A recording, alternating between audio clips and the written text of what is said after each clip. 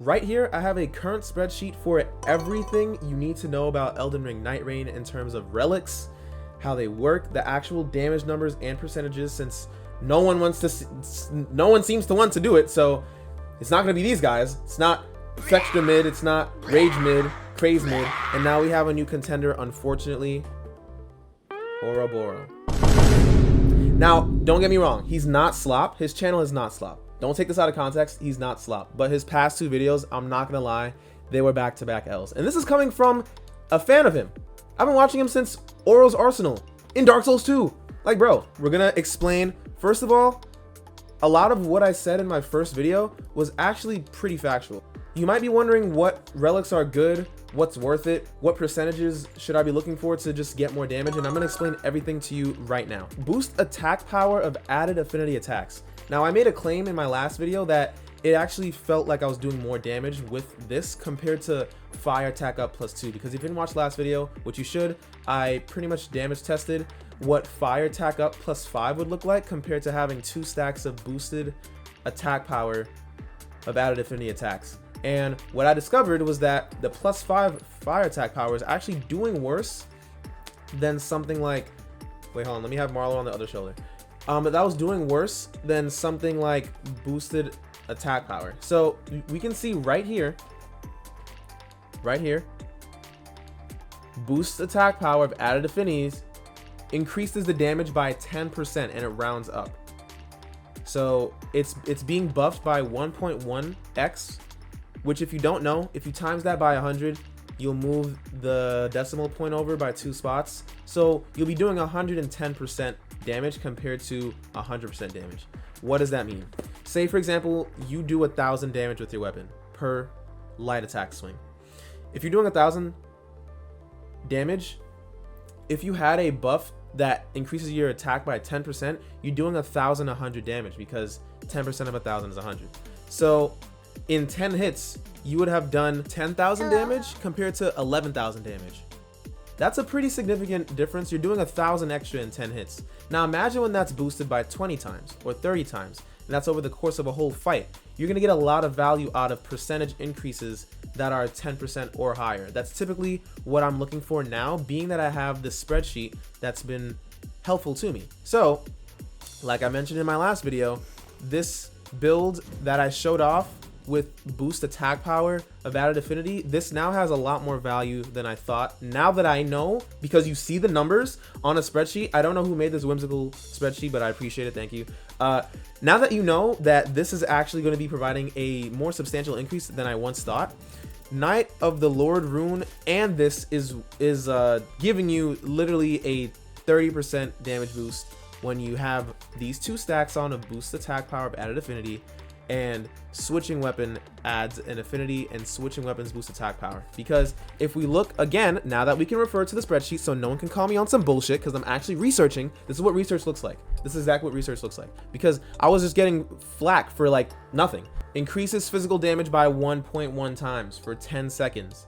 You might think you have to switch your weapon, but as I tested in my last video, you don't. Just switch from 2-handing to 1-handing. That counts as switching your weapon. That's gonna give you 10% extra damage for free. So when I see a video like Oroboro's latest best relics for each class, number 1, unless you're hacking or you've been playing the game for 200 hours, which you played for 200 hours and your relics are just trash, like, I'll be real, they're just not good. A majority of them are not good. If the best relics you've got in 200 hours are the guaranteed ones you get from remembrances, someone's got to be lying. Someone's got to be lying or just not doing research, and 2 things can be true at once. So you'll want to be looking for things that say boost attack power of added affinity attacks. If you are doing any elemental damage, that's going to give you the best boost for that particular element compared to something like fire attack up +1. Because if we again consult the chart, we're gonna see, look, magic, fire, lightning, holy, +1, +2, +3. We're seeing when we scroll over, this is increasing by 4.5% at +0, 5.5% at +1, and 6.5% at +2. 6.5% compared to 10%, it's not as high. So if you get 3 stacks of boost attack power of added affinity, you're getting 30% damage compared to 3 stacks of fire attack up. Let's use that as an example. +2, you're getting, what is that?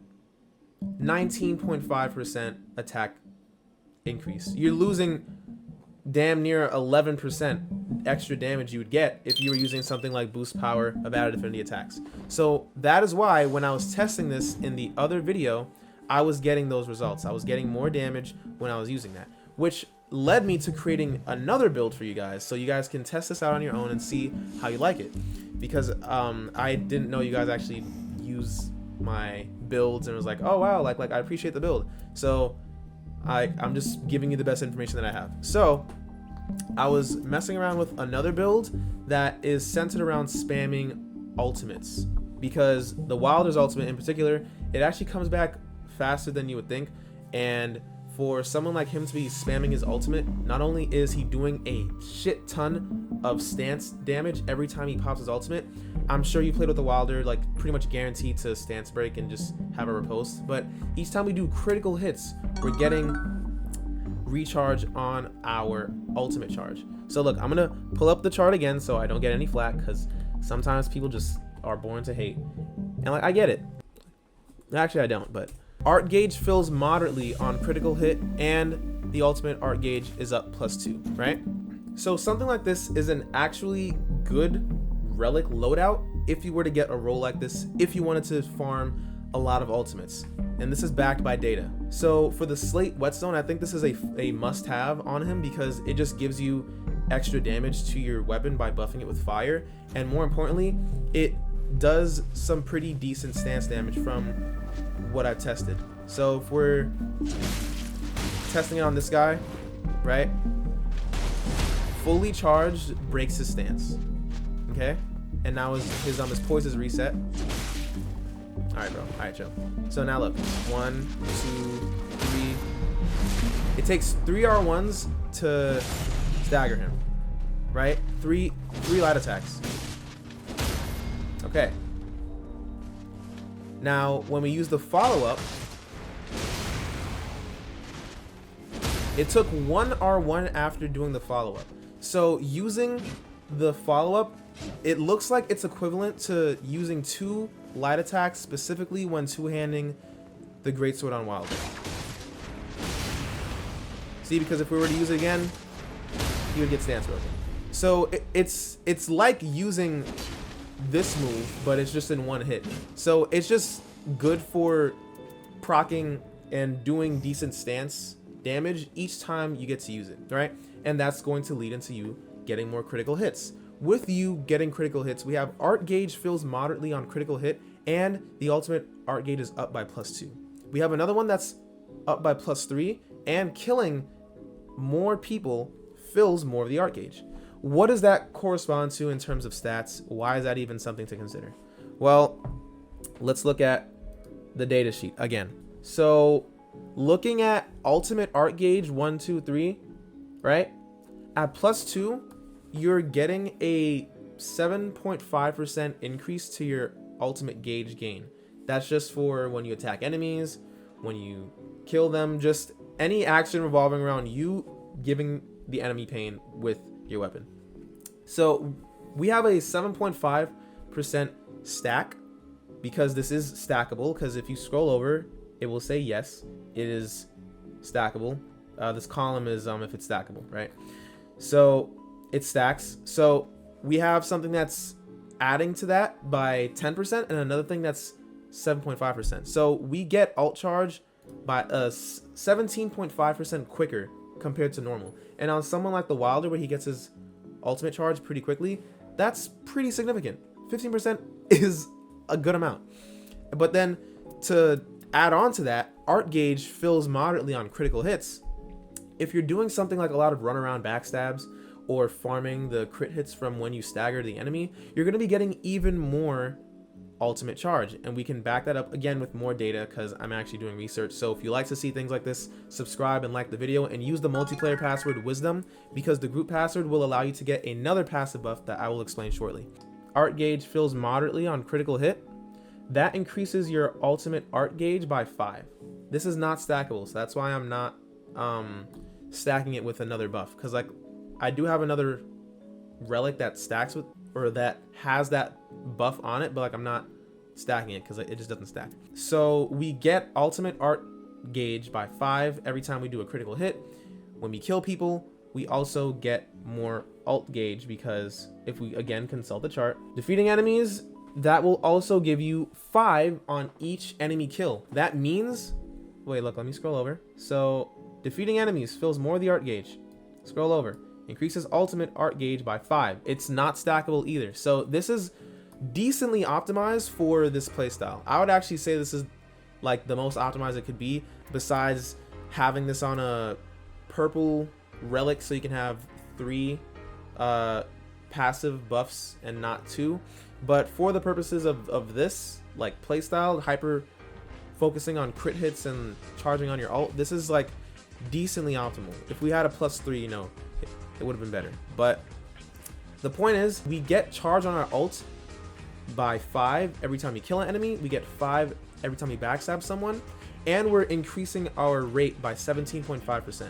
So I played a run with this relic, and I got my ultimate so often, it was to the point where I could pop my ultimate on a boss, run outside, backstab about 5 enemies, kill them fully, and I had my ultimate again to use on the boss if he was too hard. I was never able to do that unless I was using a build like this, and this build only works because this is backed by data, like boosting it by 17.5%, like backstabbing people and killing them gives you 10 on your ult charge, farming backstabs giving you more on your ult charge. Knowing the number now, the only thing that I don't know that needs more testing is I don't know if like what your overall ult like charge on your gauge is. Is it by 100? Is it by 200? I'm gonna assume it's by 100. So if you backstab a person and you kill them, you get 10 out of 100 on your ult charge. That I'm still like not too sure yet. I have to test that more, but at the very least I noticed a substantial increase on how often I was able to use my ultimate. Damn near 10 times a run. Like, that's a lot. Yeah, this is something that makes sense. What didn't make sense was when I was watching Oroboro's video, which again, no hate. I like Oroboro, I like watching him, but these past 2 videos, I'm not gonna lie, these past 2 pieces of content were slop. The channel in itself is not slop. The past 2, I can consider slop because it just didn't have research. And he made a follow-up video, which had even less research. I wrote a comment, not trying to cause anything, but I wrote a comment. I asked him, no, I just made a statement. I said, bro, I'm not gonna lie, half the builds aren't as good as they could be. And I put a broken heart thing for shits and giggles.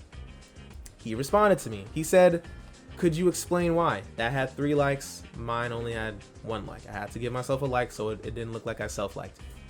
So I explained to him why in a very detailed response, but pretty much I highlighted that the same discovery I made on my channel, that fire attack up +2, because that's what he was trying to promote. So let's start with Wylder. For Wylder, I use the Wylder's Earring, which is best in slot by far. It gives an additional grapple, fire on your ult, and stamina recover on attack. So immediately, this relic is actually just not that good. And I'm going to say it's not that good because art activation spreads fire is literally just worse than the slate whetstone for the reasons I explained earlier. You get your art activation even with something that replenishes as quickly as the Wylders. Art activation spreads fire on the area. Okay, what if the boss moves? Well, now you have a fucking wasted slot, a wasted passive on that relic, and guess what? Bosses do move a lot. And yeah, you're probably gonna stance break him, but again, where are you getting more value? Something that you can use every like 7 seconds being his grappling hook, which is doing more stance damage, which is contributing to you getting more crit hits, or something that procs that you get on your ult maybe once every like 3 minutes to use, and you get a little bit of fire chip damage that hits for what, maybe 200 extra damage, and a critical hit is hitting them for 1,000. Let's think. Yes, me and you, we both played Dark Souls for a while. And again, this is not slander, not hate. I started watching Oroboro on Dark Souls 2, Oro's Arsenal, when he was using the freaking golden mask and the white hoodie. I thought that shit was tough. Like, I'm not hating, but someone gotta say it, bro. There's so many creators making slop, and I'm actually like doing my best to provide good information. So if you want to get on my ass, You should get on their ass first, and we'll have a huge ass conga line. Like, just the biggest human centipede ever, because this is actually crazy. He makes the claim that if you're being aggressive with the Wylder, you know, you can use post HP on restoration. That pretty much gives you like this bar of recoverable health from what you got hit with. So, for example, I can actually show you guys right now. So you going for partial HP restoration on post damage attacks, right? That is foregoing something like this. Attack power permanently increased for each ever jailed prisoner defeated. You're foregoing switching weapons boost attack power. You're foregoing boosted attack power to added affinities. All these things are going by 10%.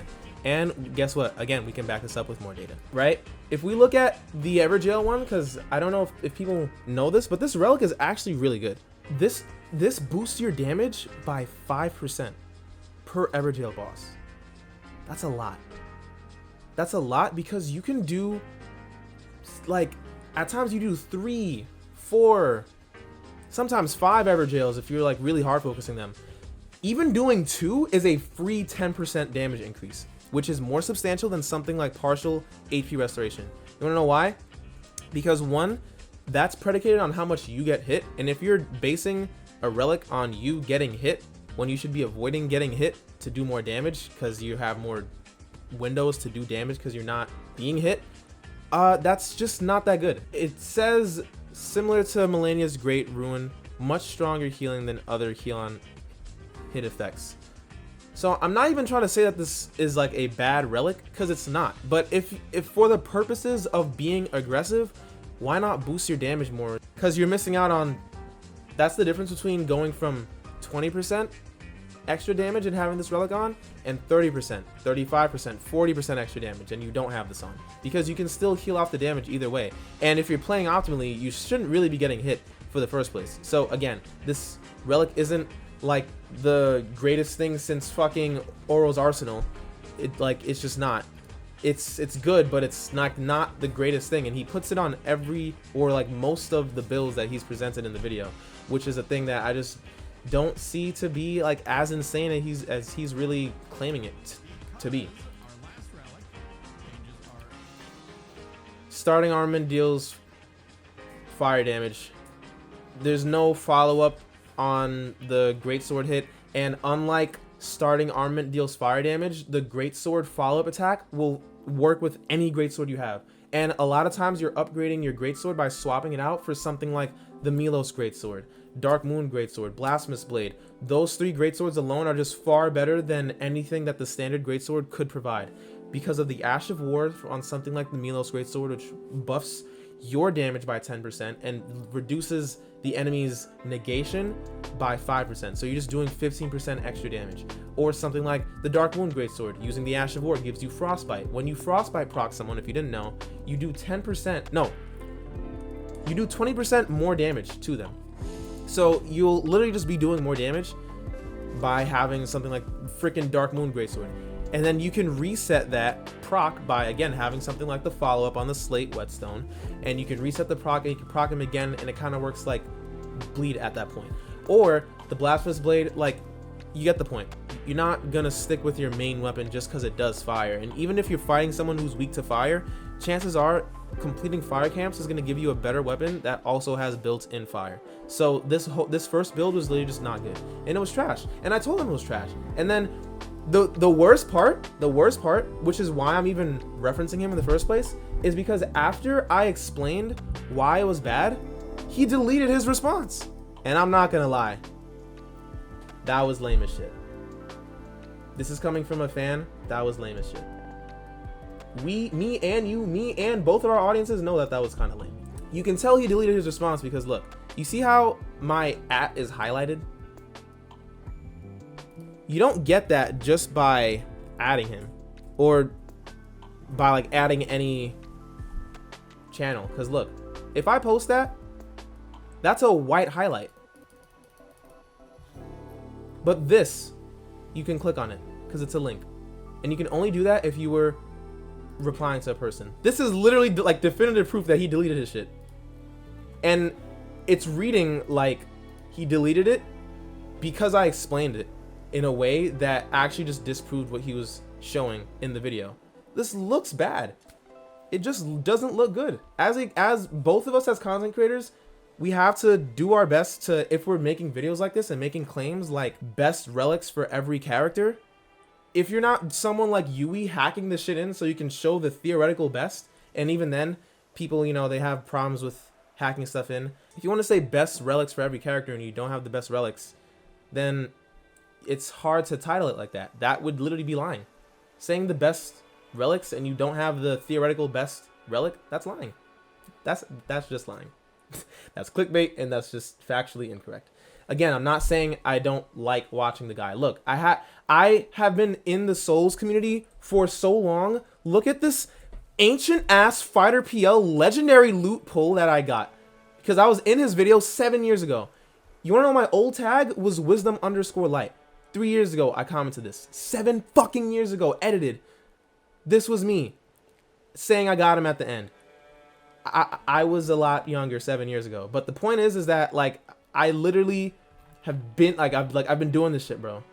We both have been in the freaking community. Things you want to look out for that are significantly better than other relics are things like, oh, attack power up when facing frostbitten or poison or rotted people, because it's going to give you again a 10% buff to your damage, like it says right here. Attack power up when facing increases damage by how much?